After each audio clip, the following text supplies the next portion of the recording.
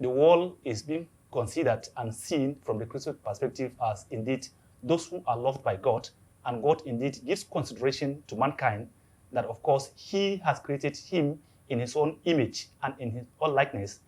For such, every mankind of course is related to his brother that he sees as he is. Okay, thank you. Now, coming back to Engineer Ahmed Yusuf, how does Islam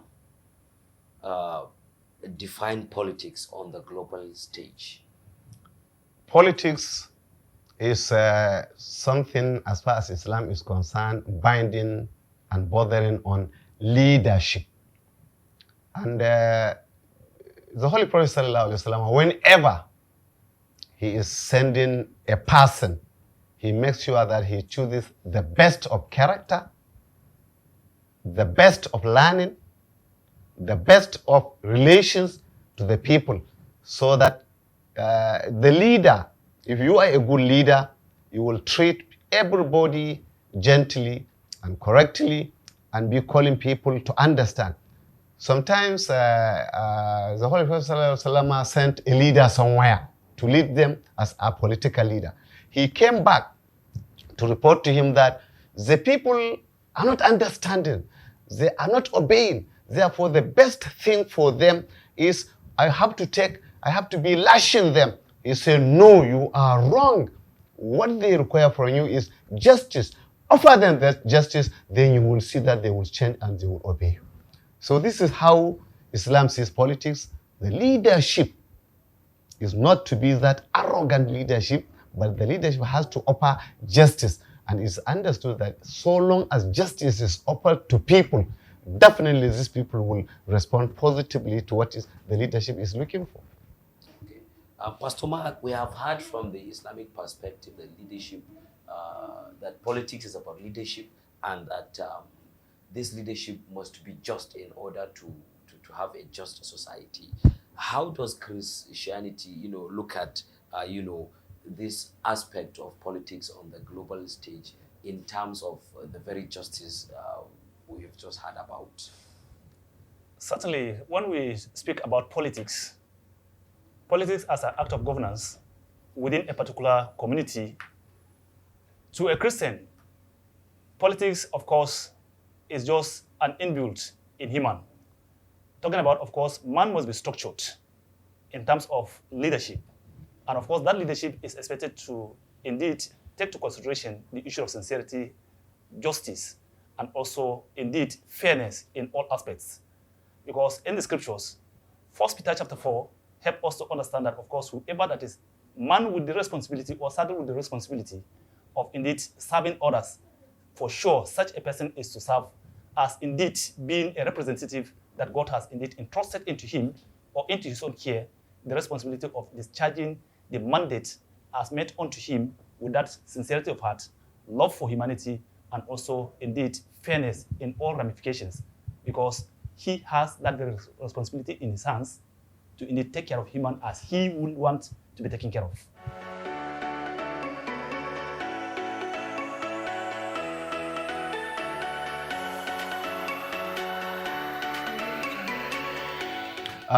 Justice is actually important. It continues to be important, and it continues to guard and guide the world to fairness, but it depends also on the individuals. Sometimes, I remember somebody saying he fear fools most. So why do you fear fools? He said, you see, fools are more in number in the society, and they are the people electing leaders. So it all depends on the upbringing of a particular people. Some people are brought up to be good, and eventually they digress. Some people are brought up to be good, and they are good. Justice is the watchword actually, but attaining it requires a lot of foundations. Most of these foundations are not laid down by parents, because if you want good people, right from the home, you start building them. And the society now becomes built up. And now the society as a whole if it is a good society, then eventually justice will reign. So the problem is, how do we raise the people who are going to be justice oriented? That is the problem. Some of the leaders don't tell the truth. If you look at education, for instance, unless you are educated, this education has to do with, the way you become productive to the society. If you cannot be given the correct education and you cannot be taught the way to become productive, definitely you have to feed. Therefore, you become unproductive. You have to feed on what others are doing. Therefore, justice may not be there. That's why in some countries, depending upon the type of bringing up by the parents, by the society, by the leaders, you find that they are relatively good people. And if you jump to another country, because of that number of people, the leaders, you find that they are bad. That's why we have good country where the people are obeying, and where you have another country where the people are not obeying. It's all about the bringing up of the society. On which foundation are the people, built? So that's the most important thing, the foundation.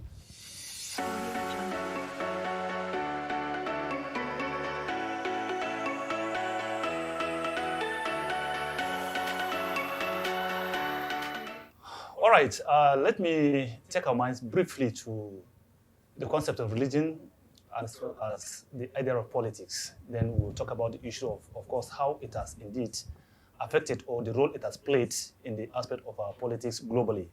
Of course, religion is considered to be that which indeed unites man or human mind with divinity.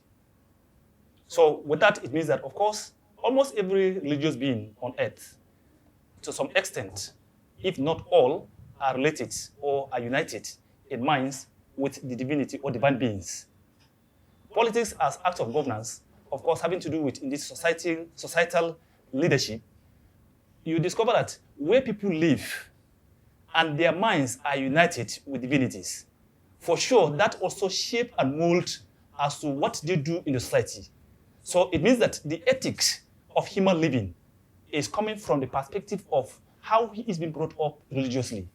So certainly, sometimes we find it difficult to possibly separate the concept of politics and religion, because man is a religious being. And of course, man is having potentials and also qualities of leading one another.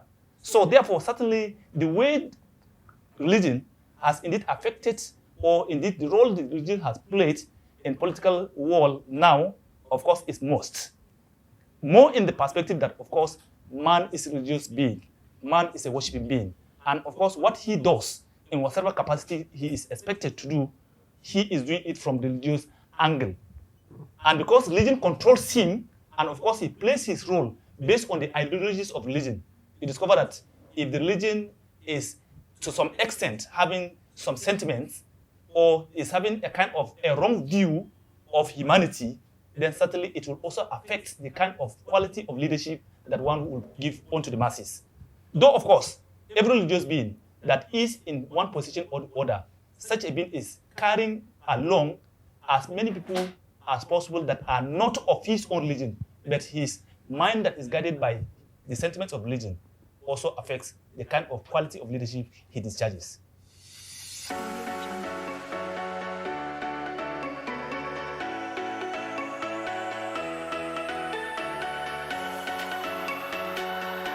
Religiously, politics and Islam, they are just one and the same thing.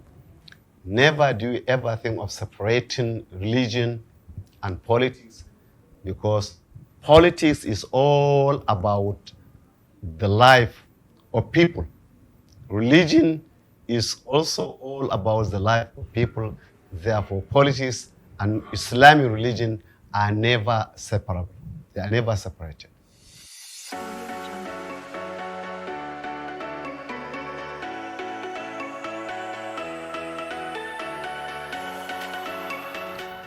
Just as I earlier have mentioned, I said, of course, religion has to do with, indeed, uniting of human mind with divinity, and politics is seen as an act of governance within a given state or community. The two, of course, are with human being. Irrespective of how you try to separate politics and religion, it is about human being. And because it's about human being, it certainly means that as religion molds human ethics, of course, man goes into the issue of politics with that very human feeling and reasoning, as religion has indeed entails in his mind, and certainly the separation is not there.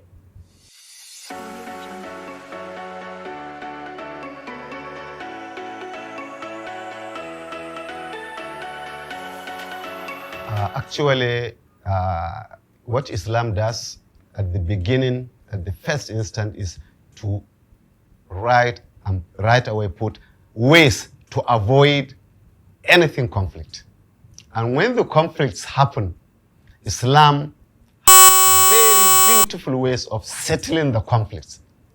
And if some people happen to be displaced during war, then Islam looks at the best way to treat these people, because sometimes it's not even the problem of the displaced people. They are forced into it. Therefore, Islam looks at them, it encourages them to continue with life. It encourages the people responsible for them, to educate them, to feed them well. And even before that, Islam has around 10, 14, 15 ways of how to even conduct the war, how to even avoid the conflicts. That's if there is conflict, the most dangerous conflict that Islam fights is what's known as the intrapersonal conflict, which is responsible for every other conflict that brings and put fire to the world. That is, this intrapersonal conflict is the conflict between you and you. The conflict you and in yourself. Let me slap him. One part of your body will say, no, don't slap him. Let me kill him. The other part of your body will say, okay, your creator says don't kill him because your creator will punish you. Let me drink wine. Then the religion will tell you, the religion in you will tell you, if you drink wine, it's not allowed. Eventually you'll be punished. Therefore, if you can solve your intrapersonal conflict positively, definitely there is going to be no war, no conflict between persons. Therefore, that's why when there was a war, the Holy Prophet ﷺ told the Sahaba, now we have finished a small war, we have to go into a bigger war. They said, which war is bigger than this one? They said, the war between your own self, because it is only when you transgress your own personal decision, that's the time then you will go into another. If you keep yourself okay, it means that you will never go into another. You will not cheat anybody. You will not steal anybody's country. You will not fight for a right that's not yours. Once you solve this one, it means that there is never going to be war. And if there is war, definitely Islam, since it doesn't want it, then those people who are displaced are given the best treatment. You feed them with the food you feed yourself. You clothe them. If there is if the place is a cold weather, make sure that you treat them so that they don't suffer the cold weather, they don't suffer hunger, they don't suffer, nakedness. All this is part of religion. If you don't do it, definitely your Creator is going to ask you on the day of judgment.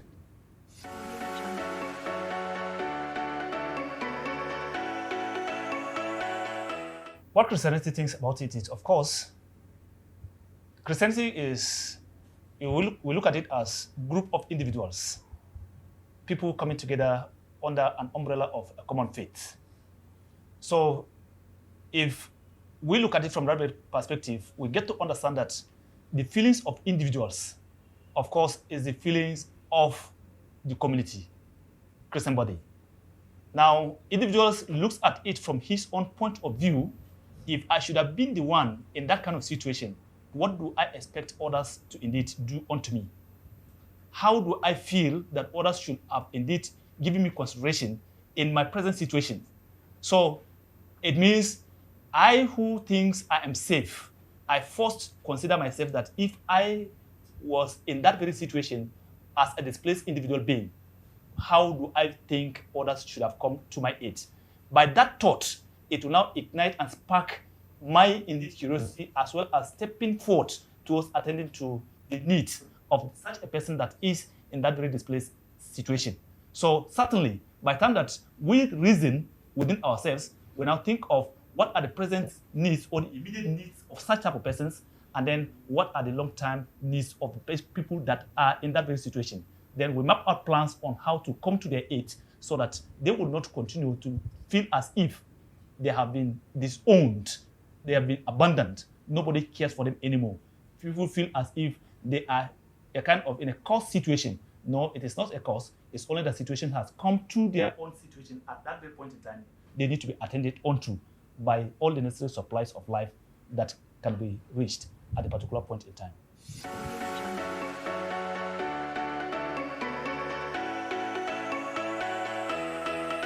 In fact, the name of the religion is peace. Therefore, Islam sees the world as a single family, as if it is just me, my wife, my children, my closer relations. Therefore, it has divided rights to everybody. Rights to parents, right to a situation where the whole world is now covered. Therefore, Islam hates transgression. You should not transgress against anybody. In fact, the Holy Prophet ﷺ made an all-encompassing statement where he says, لَيْسَ مِنَّا مَنْ لَمْ يُوَقِّرْ كَبِيرَنَا وَلَمْ يَرْحَمْ صَغِيرَنَا. He is not part of us. He is not regarded as a Muslim. Anybody, just consider yourself, anybody that is not giving the rights of all those below him, irrespective of anything, and not giving the rights of all those above him. So if you look at that, we are looking at the whole world. You have to give everybody's right. From your level, all those below you, you have to give them their rights of respect, of advice, of financial, all other supports. You have to give them if you want to be part of the religion, and you have to respect the ideas of all those above you. Meaning that if this happens, it's just like in Nigeria, we had a time known as a program known as Operation Feed Yourself. Once you feed yourself, it means that the nation is fed. So long as you take this one, you have to take care and do everything for all those below you. And you have to do and give the rights of everybody above you. It means that you are covering the whole world. So this is how Islam sees things.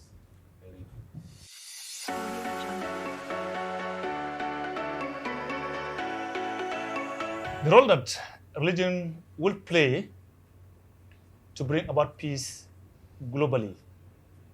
The first thing that I need to put straight forward here is the sincerity of those who are in the helm of affairs of religion, meaning the religious leaders themselves. They need to be sincere and indeed loving, as God has entrusted the care of mankind into their own hands.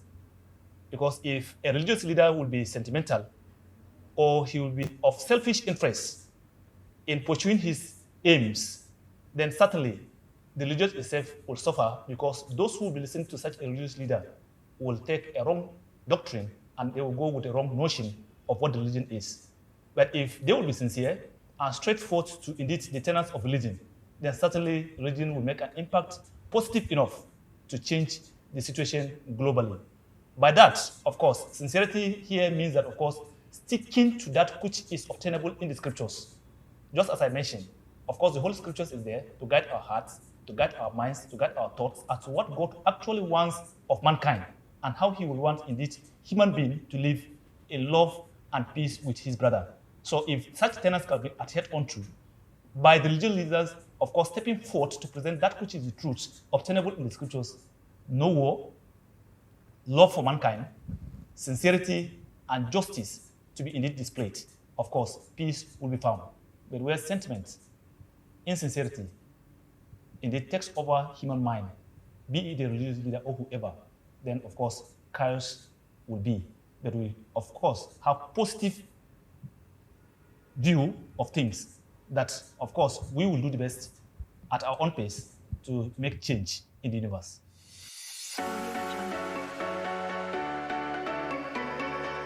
We have to be honest in whatever we are doing.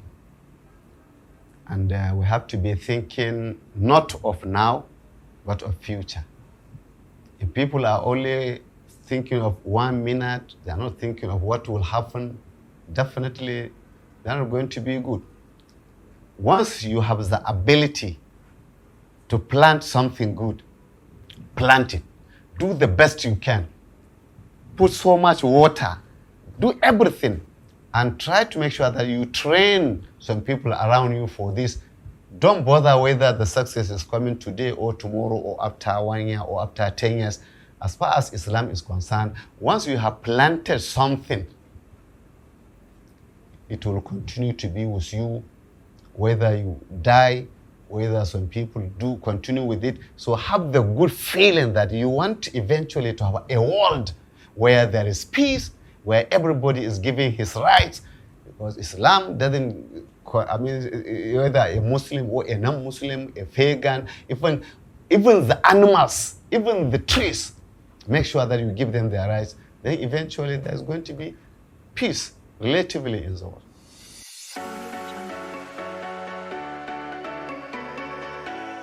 I think what I will stress much here is, indeed, every individual should own or should think of being an owner of his own community. That is, own your own community. By this I mean, of course, feel as if you are responsible for the goods and the do's and don'ts in the society within your local environment by creating that chance for peace. If you do that, of course, you will make an impact onto the lives of others that may be closer to you, whom you may not actually know how many they are. And by so doing, of course, you will indeed certainly make a change. Because if I feel that irrespective of what happens to society, it will not affect me, then certainly I will leave every bad thing to happen, and I will not even say a word against or about it, and I will allow things to go the way they go negatively, of which it will bounce back on me again as an individual, and I will come back to regret over it. So each of us must take ownership of the community where he belongs.